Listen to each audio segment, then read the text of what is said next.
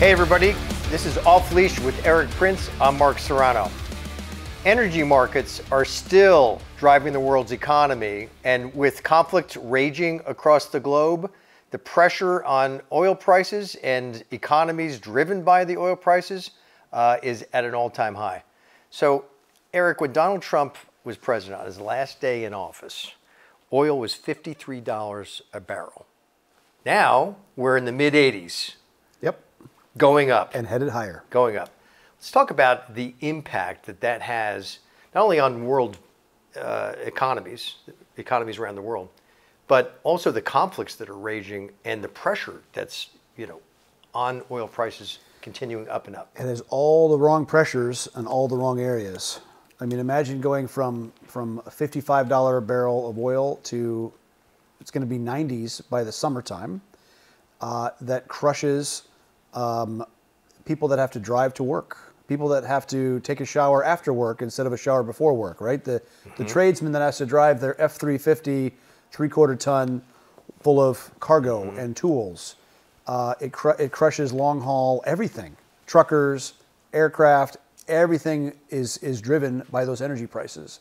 And the concerted effort by the Biden administration, worshiping at a green altar to destroy the hydrocarbon industry, to force a green transformation, despite their war on energy, they're going to get it. They're going to get a lot higher energy prices just in time for an election. Well, that's a black and white difference too, because Donald Trump comes into office, he eliminates the Paris Accords. Drill, baby, drill. Right? And drill, baby, drill talks about liquid gold under our feet and drives this renaissance in the energy sector that created, this new energy independence for the United States. And the optionality for businesses to be here because it's so much more productive and efficient if you have a lower cost of energy. But think of the way that impacted global affairs, how Trump was able to use that to reposition the United States. Look, I was a kid in the mid to late 70s. I remember the OPEC and the power they had over the United States and our malaise in the U.S. under Jimmy Carter. I remember that. There's a degree to which we've got a sense of that now, this sense of malaise. But Joe Biden and the Democrats, literally, they want to shut down our energy sector, as you said, at the altar of the green economy and climate change, whereas Donald Trump was the exact opposite. He knew how to build the U.S. up and create leverage for us. And he was able at the same time to keep these conflicts in check around the world. So at the same time, the Biden administration is blocking any new leases on federal land for any oil exploration or production. At the same time, they've taken sanctions off the Iranians, who now net about $3 billion a month. So imagine $36 billion a year that the Iranians can spend on Hezbollah, Hamas, the Houthis, and all the other nonsense they're pulling around the Middle East. And even though they're now producing and selling all that hydrocarbon, they're cranking up their nuclear weapons production as well. Yeah, it's ironic because people... Because we're literally the Biden administration giving them the money to develop a nuclear weapon. Yeah, because everybody talks about the $6 billion that Biden did in that trade for hostages. $6 billion was nothing. Doing it every 2 months. Every 2 months for 3 years. So Iran has netted $100 billion, and they're directly using it to weaponize terrorism against Israel and the U.S. So that's the first implication is Iran and their oil production. And sponsoring migration, pushing lots of males to Venezuela, rebadging them as Venezuelans and pushing them up into America, helping equip the Maduro regime, who's being very aggressive against their neighbor. Venezuela just redid their maps showing the state of Guyana, the state of Essequibo, which now they're claiming about 70% of their neighbor of Guyana as their own. Why? Because of hydrocarbons there. The newest and largest hydrocarbon discovery in the world, or at least in the Western Hemisphere, in Guyana. Their economy was the fastest growing last year, and now, again, oil field, big man politics, they're threatening their neighbor. So the knock-on effect of bad policies made by the Biden administration in the United States, allowing the Iranians full reign of what they're doing in the Middle East, and now even the problems are coming home to our own shores, to where with that amount of money, because they also took sanctions off of Maduro in exchange for them supposing to have elections this summer, although the regime locked up everyone around the main candidate, Maria Corina Machado. And so the Biden administration is seeing that, saying, hey, that works great there. Let's try that here in America. They have no problem with election interference. They have no problem with that, with Right. with throwing all kinds of nonsense legal tactics at their opposition candidates to keep them even from running. So, but it blows my mind. The Democrats, in the name of climate change and the green agenda, this is what they want. I mean, this is not happenstance. This is not cyclical. This was policy. Policy to shut down energy production in the U.S., policy to lift the sanctions on Iran, which anybody could have predicted the outcome would be for that. Whereas under Donald Trump, he said, if you're doing business with Iran, if you're buying their oil, you're not doing business with us. Sure. Right? He was about rewarding good behavior and punishing bad behavior. Unfortunately, the Biden White House has done exactly the opposite. Now, with the ongoing civil war in Sudan, all of the production of South Sudan through the pipeline, about 300,000 barrels a day, cut. As we've said, the Houthis, sponsored by Iran, effectively shut off one of the major waterways of the world. About 50% of world's container traffic was flowing through there, bad and shut off. Now even the Somali pirates are flexing up and raiding. So it's a knock-on effect of problems all over the world, and it all comes down to energy. The great thing about America and about the fracking revolution and that, the rights, the private property rights that allows independent energy developers to explore and drill and produce on their own property is what made America independent, energy-wise. And the left is doing everything they can to destroy that. And it's really terrible. And that will have knock-on effects on our economy. Factories don't get built here because of that. People question whether they want to do business in a place that doesn't really reward capitalism. Well, the average American, your typical person, they're busy working, raising families, and so forth. If they take a look at this, what do they perceive about the Democrats that the climate agenda, the radical climate agenda, is far more important than our economic well-being? It's hard for any average person to look at that and sort of figure it out. One of the first things that the Bidens also did was block the big pipeline coming from Canada into Dakotas, the Keystone Pipeline. Yeah. So what do the Canadians do? They built a pipeline to the west, to the coast. And now China is going to buy, first time Canada is exporting crude outside of Canada, other than the United States. So the green agenda has been, instead of doing it in the most energy efficient way, moving that crude from Canada to the United States. They built a pipeline, the west, because you can't deny them their ability to sell. But it's really disgusting. Who is making money off of moving the crude, instead of by pipeline, by rail? Burlington Northern Railway. Who owns that? Warren Buffett. And allowing Canada to sell it to other countries, and the U.S. completely misses out. And what does that do to the climate agenda? Exactly, but the bone thrown to the railways to keep hauling crude instead of building a pipeline, that is corruption at its core. That is as elite and corporatist, and talk about corporate welfare, in a twisted sort of way. That is the stain on our society that lobbyists are. Mm-hmm. Strategic Petroleum Reserve, which the Bidens basically bled off, sold it all into the markets in a few months before the 2022 midterm election. Get the price at the pump down. Trying to drive the price at the pump down to influence the 2022 election. And now they just announced they're going to start refilling it at prices of $85 heading to 90s, per barrel, at a significant multi-$100 billion loss to the taxpayers of the United States. So it's the litany of bad energy problems, policy, is almost endless. Yeah, Steve Doocy with Fox News asks Karine Jean-Pierre, the press secretary, about that very issue, the petroleum reserve. And all she could say was, well, that's a Department of Energy program. You're going to have to go and ask them because they are now having to refill it at a much higher price.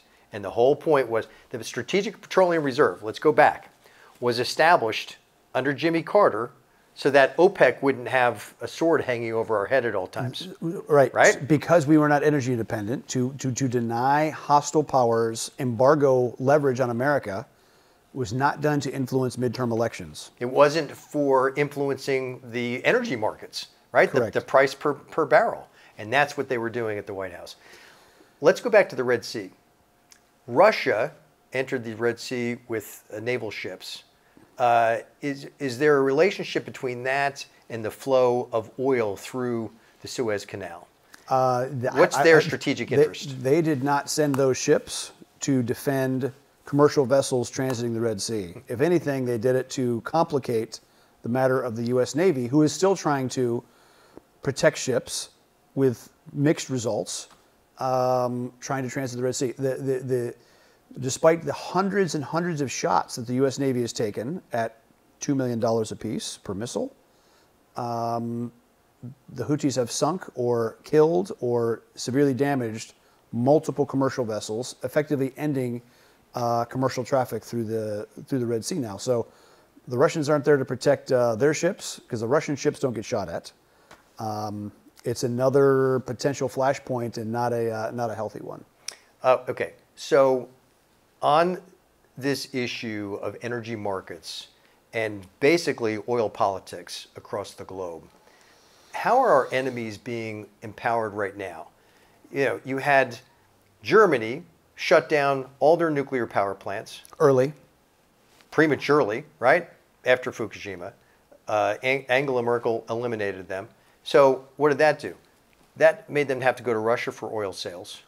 Now I understand, thanks to you, that India is cutting a new deal for oil. Take us through some of those dynamics. Yeah. For all our thought that India is our friend on all of this, they haven't been. They're the ones that are paying Russia for all their what would be sanctioned crude. The Indians announced at the very beginning, say, hey, we're gonna buy Russian crude. We don't care what America says, and they're making hundreds of millions of dollars per day in doing that as a subsidy. So it's I don't think India is our near-term or mid-term friend. I don't think they provide any strategic counterbalance to China. The Indian military is quite pathetic, and it doesn't really exhibit any real means for combat power. They could probably put a lot of cannon fodder out there, but it is not our ally. And so being beholden to them on some of the trade stuff we've offered, I think the next administration should take a much harder line on India. So again, this is just breathtaking that we stand by. India is supposed to be an ally, and they're going elsewhere to buy their crude, buy their oil, because we're not selling it anymore. It blows. It's just in terms of strategic alliances and world economic leverage that Donald Trump was so effective at. We're just blithering idiots now. The foreign policy of the United States is our friends should love us, our rivals should respect us, and our enemies should fear us. The Biden administration in 3 short years has upended all 3 of those areas, and clearly elections have consequences. I don't begrudge India for pursuing their national interest, but it is definitely not in line with what America's interests are. And so administrations have to make decisions and again, reward our friends and punish our rivals. So, but they're going to Russia. Now, at any other time, that would really be unacceptable. It would be unacceptable to Donald Trump. But in the context of the war of Russia versus Ukraine, it's especially troubling that there isn't this uproar from the international community towards India to say, how can you be doing business with Vladimir Putin right now when he has attacked Ukraine?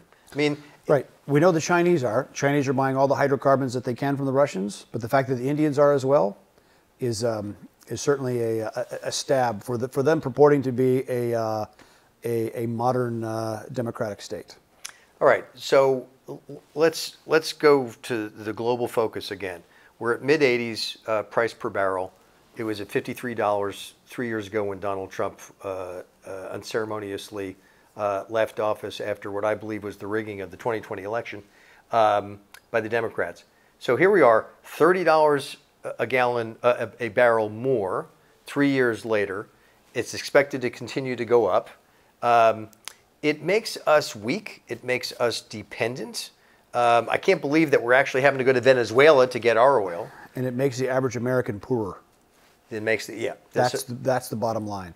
This whole thing about obviously you want price stability, but pre-Federal Reserve, before this inflationary fiat print money, let big government loose with what they're spending, we had price deflation every year. Why? People get richer when all when the basket of goods that they have to buy to house themselves, feed themselves, transport, and educate their kids is going down going forward. That's a sign of a very healthy economy. We don't need rising prices everywhere. So really, the elites in Washington have prioritized their climate agenda over the working man in America. And specific corporate power. Block the Keystone Pipeline, reward a specific large railway donor. Block any offshore oil and gas development, or block any leases on federal land, reward a specific pro-environmental group. So it's, yeah, the tens of thousands of lobbyists in Washington, that is not a good sign for our economy or for our society. And with the petroleum reserve, if you think about it, they prioritized that in the midterm elections of 2022. They manipulated, they tried to buy votes, but with cheaper gas at the pump. Completely in contravention of the intent of why that petroleum reserve was created in the first place. When they played that card for the midterms, they don't have that card to play in 2024. So I don't see the... Yeah, why are they trying to refill it now? Because they can try to bleed it off by October. Right. So they'll restock it quickly, even at this high price. Yep. So I'm trying to anticipate, well, what else can they do, or might they do, to try to make adjustments, again, to get the price down at the pump, even just to sleight of hand trick for voters. I just don't see that they can have that much impact on energy markets, on the U.S. economy, in time to make a difference in November. With the threat to choke points and significant blocks of oil and gas producing areas, still have ongoing problems in Libya. South Sudan's production got cut off because the pipelines cut. You have big chunks of things like that. When you take hundreds of thousands of barrels out of production that way, because oil is priced on the last barrel sold. And so when you cut that last bit that you need, that's when the prices get high crazy. So look, elections have consequences. People that are suffering at the pump and will be doing so this summer, that are paying too much for their housing, paying too much for their food because it takes energy to move that food to where you can consume it. All those things, the core. I remember in the old Blackwater days, we built the Afghan Narcotics Interdiction Unit, and I'd go with those guys sometimes. They go into the remote boonies of Afghanistan, and you'd see these people living without energy. And I remember our highest insurance claim we had for any of the guys was not blast or gunshot wounds, it was lung infections. Why? Because the Afghans were burning anything they could to try to stay warm in the wintertime. They were burning plastic, they were burning animal dung, anything to stay warm. That's what a life with energy is without, and that's kind of what the Greens want us to live with today. Hydrocarbons, plus nuclear, plus hydroelectric, plus all the other things. Let the market decide what kind of energy we need. I even saw a pitch from a guy who's figured out a way to produce gasoline out of thin air using electricity from a nuke plant, right? You want a big supply of cheap energy, fine. Take water, take carbon out of the atmosphere, and make C6H12O6, a hydrocarbon molecule, and make gasoline. That solves your storage problem because you can put synthetic gasoline in the tank of a car, and when you burn it, it is inherently carbon neutral. So again, if we let markets decide how we power our lives, much better than lobbyists or idiot politicians in Washington. Well, and let's exit on this, because I've worked in nuclear power for 18 years. I understand the vast benefits, the base load power that our big nuclear plants supply. The radical leftists, we're alarmed about the risks of nuclear power, the waste that comes from nuclear power, but it is the cleanest power on Earth. Bobby Kennedy Jr. led the effort to shut down the nuclear plant north of New York City 5-6 years ago. They were ultimately successful, although market forces played a role in it. And we should have an all of the above policy. We need a nuclear renaissance, so that way this dependence on foreign oil has got to come to a stop. And it's only aggravated by these electric vehicle mandates. It's the radicalism of the left is hard to understand. That's right. And close on this. The U.S. Navy every year trains hundreds, if not thousands of kids, 18-year-olds right out of high school, obviously with adult supervision, to run nuclear reactors on submarines and aircraft carriers. I have slept less than 100 meters away from an active nuclear reactor, and I'm still here. My kids don't have, 3 eyes. You're not glowing. Not today. In the dark. Exactly. Look, the energy markets, I think, are going to continue to be volatile. It's an election year. We're going to see how this plays out. But clearly, this administration has put us into a very vulnerable position. The price of oil keeps going up. We will revisit this issue again on Off Leash with Eric Prince. I'm Mark Serrano. Until our next segment, thanks.